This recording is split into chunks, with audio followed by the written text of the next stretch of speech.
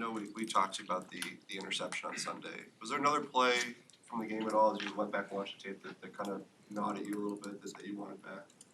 That kind of what? Like you want back from that game? I mean, I feel like, after a game, there's always a number of plays that you wish you would have had back. So, I mean, yeah, you're never going to get perfect quarterback play, but, you go back and really at any position, you want to do better on this play or do something different that you wish you would have did different, especially if it doesn't come out your way at the end of the day. So, a lot of stuff to learn from and a lot of stuff to get better from, for sure.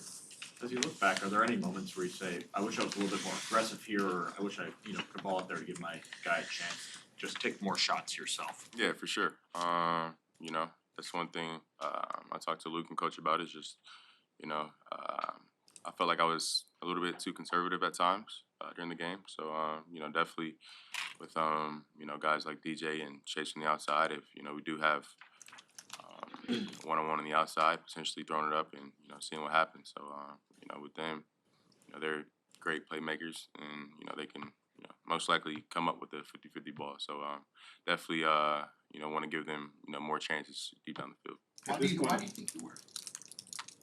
I'm not sure. Yeah, I don't know. At this point, You've been a vocal supporter of Chase Claypool throughout training camp. What do you do this week to kind of get him back on track after his game on Sunday? Just keep going at it, and I think the biggest thing is, just having that same mentality as he did in camp, and just keep working hard every day, and just keep going. Of course, he probably didn't have the game he wanted to have.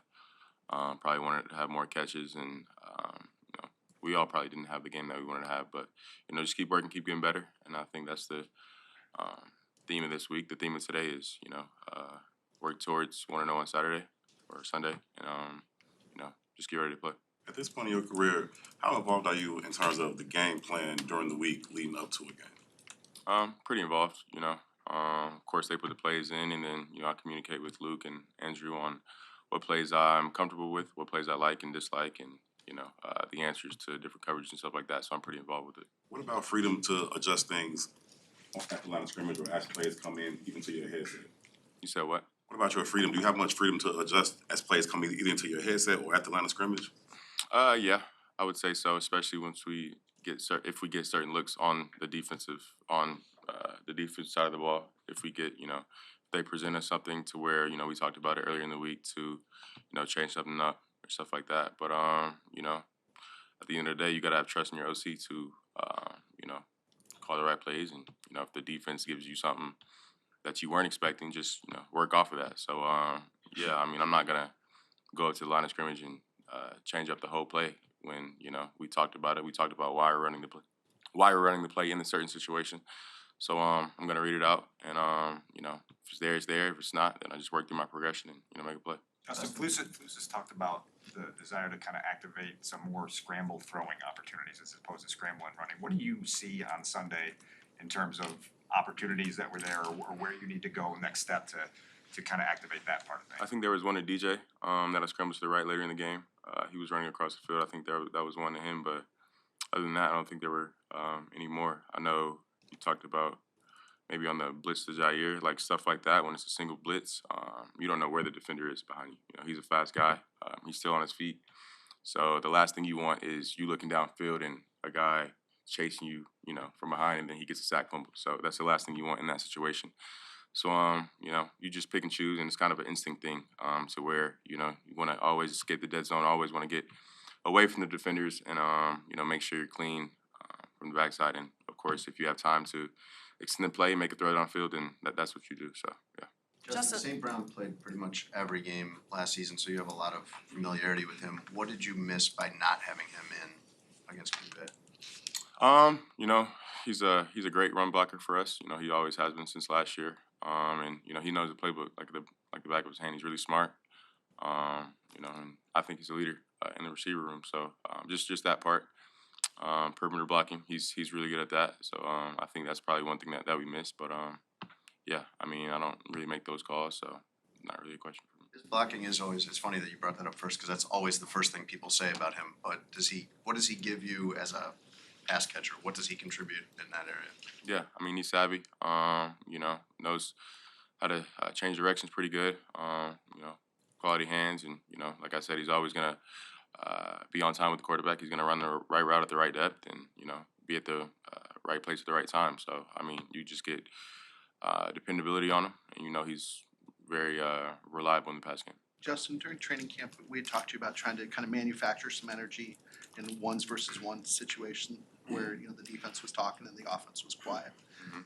What did you think of the energy on Sunday?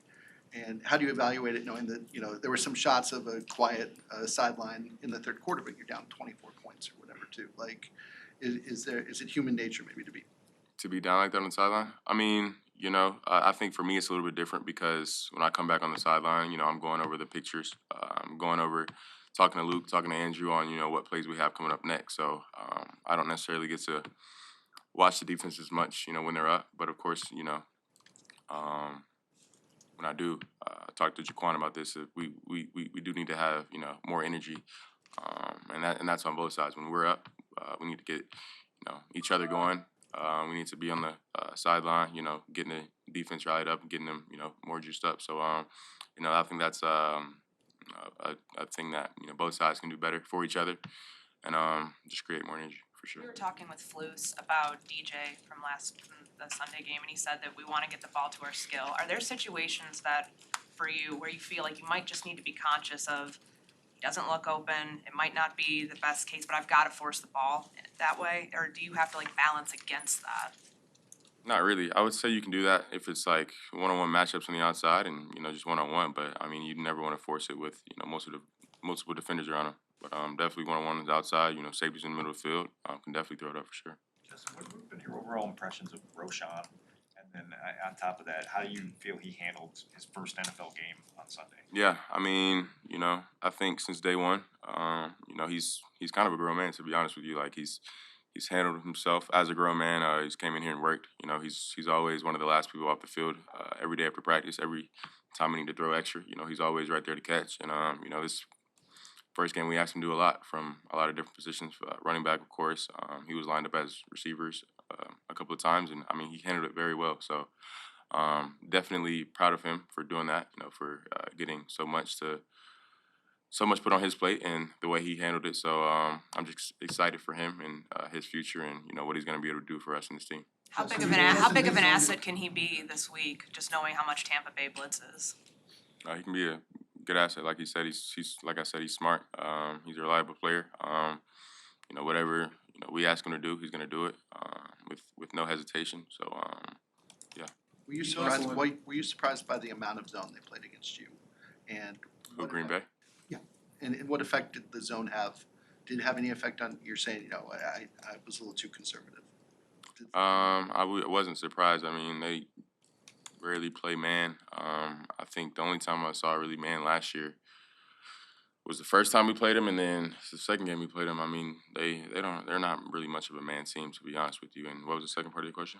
When you talk about being too conservative, is it easier to just let it go when you got man coverage somewhere versus when there's a zone? I think so. Yeah. I mean, like you said, you're getting those one-on-one matchups, and you know that's how Green Bay's, you know, defense is built. You know, their defense is built for, you know, a lead to where, you know, they make the quarterback take those checkdowns, make you drive down the field, and that's probably how, you know, most defenses are built nowadays in the NFL. You know, they want to protect against, you know, explosives, take away the deep plays and stuff like that. So, you know, of course, we want to be able to take calculated shots throughout the game, and you know, when we, you know, call those plays, just gotta take them up and you know, throw it up there, and you know, the receiver might have to make a contested catch and make a big play. But I mean, yeah, their defense is built for that to make you slowly drive down the field. So yeah.